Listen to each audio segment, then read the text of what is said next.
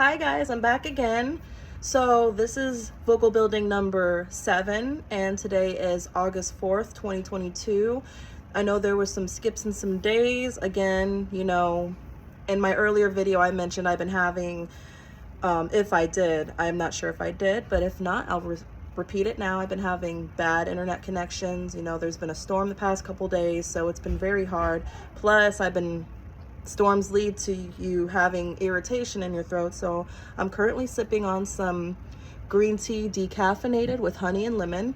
So I just wanted to overview. So in this video, I'm gonna go back to his professional vocal warm-up series, Eric Arceneaux, and this is number 4. I thought he had 3, but I'm like, oh, I should really cover this that I'm putting into my lesson of myself. So in between 4, 5, and 6, Eric Arceneaux talked about each 3 tier throughout 4, 5, and 6 of airport, and reviewing over that airport. What he did was, and I made notes, he talked about breath work in the first.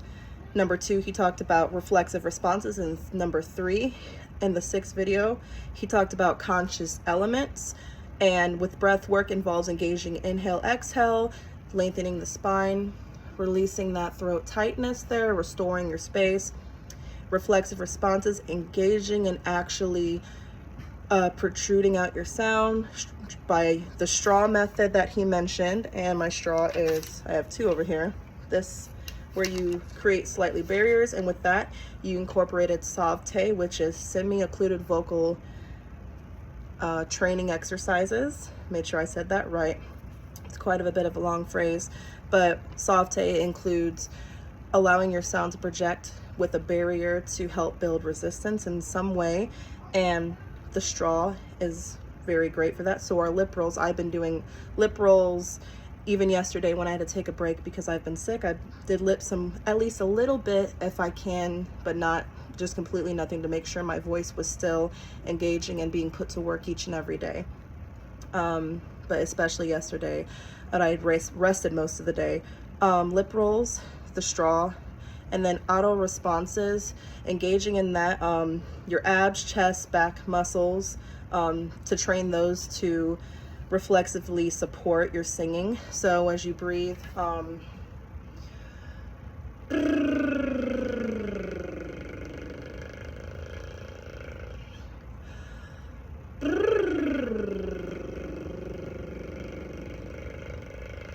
so I can notice my chest expands, back muscles do too.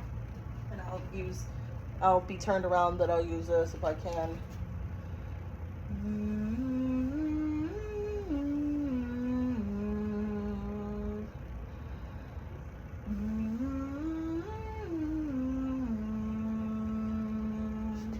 As you can hear that is building resistance. And then the third element, he covers conscious elements, which is singing for real, actually singing the songs you like. No exercises to prep, but keeping in mind of where you need to have your reflexes as you breathe and as you support and work the diaphragm. So 3 tiers of airport. And then from my first 3 videos, he talked about number 1, opening the voice, 2, increasing your range, and then 3, on improving your vocal tone.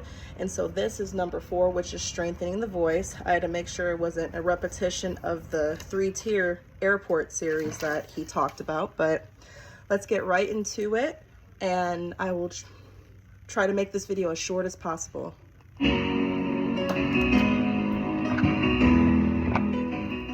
Every single singer who's professional or who aspires to be professional should know what vocal fry is and how to do it. This special sound is so powerful, especially when you learn to harness it and hone it along the full scope of its ability. It's a great training tool for strengthening the voice, for strengthening the upper range, for even strengthening the diaphragm. Vocal fry is one of my favorite exercises because it gives you a stronger overall range, greater tone clarity, and it just improves overall ease in singing.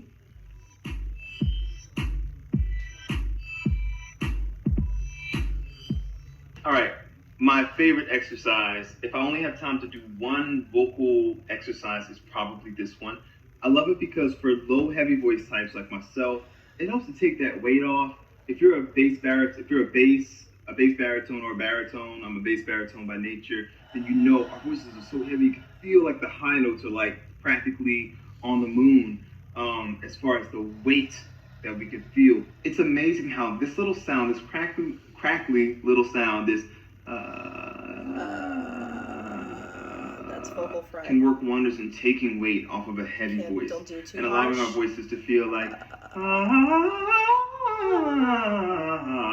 we can move them around without feeling like we're so encumbered. Now, if you're saying like, Eric, I'm not a heavy voice type, I'm not trying to show too much bias, because the thing is, for light voice types, vocal fry can help to build your sound up. It can help to improve your carrying power, add the sound of weight onto your voice without the feeling, which is nice. So vocal fry is good for any voice type, singers of either sex, it doesn't matter what genre. It just helps your vocal cords with a very fundamental task of closing. So along their inner edges, which is really great, without all these excess muscles coming into play. So what I want you to focus on when doing vocal fry is the laziness of it. A lot of times people try to make vocal fry. They grab at it. I want you to just fall into it. It's not about it being loud. It's about it being crackly. I want you to think of it like a heart rate monitor.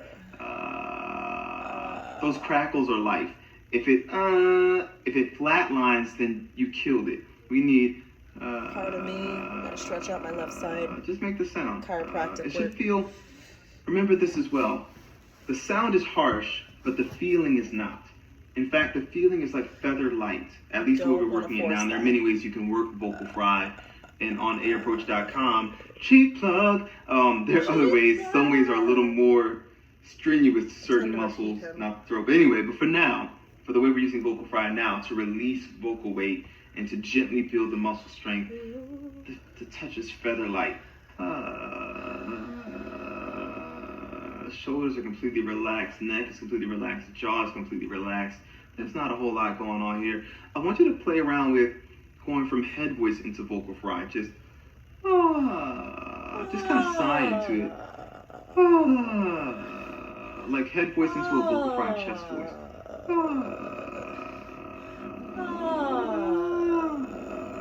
And toggle back and forth between head voice, vocal fry, chest voice. Try it.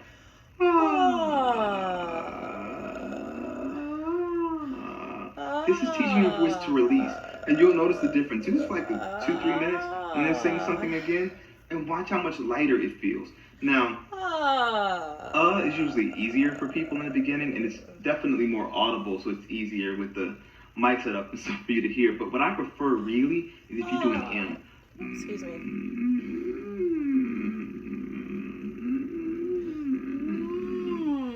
Again, the feeling is super gentle. I know the sound is like, that's abrasive and ugly, but the feeling is gentle. You should barely feel like you're doing anything. It's super light.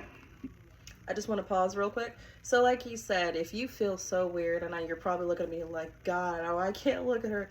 You gotta let all that go. You gotta allow yourself to feel those quirks, and because at the end of the day, it's about building your voice. You gotta be able to, you just gotta just let yourself go and just do it.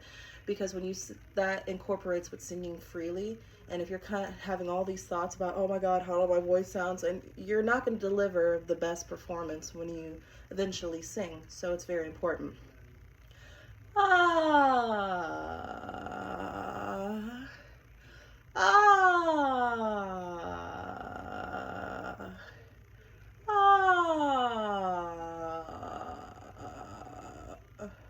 So might feel slight contractions here. That's fine. What I also don't want you to do, don't attain the crackle at the expense of your neck. So no, it's not going to do you any good.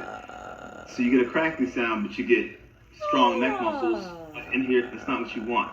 You want it to be gentle the whole way through. And if your voice loses its crackliness, let it. The crackliness will build over time. And remember, the results are cumulative. It's like working out.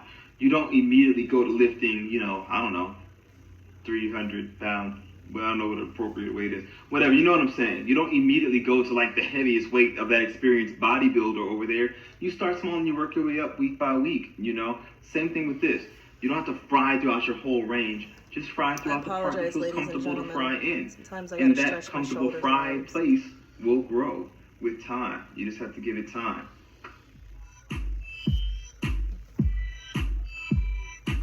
I'm really glad with how short that video actually is, because no lie, like I say, that two of my last videos have been 20 minutes, so I don't want to really make it that long.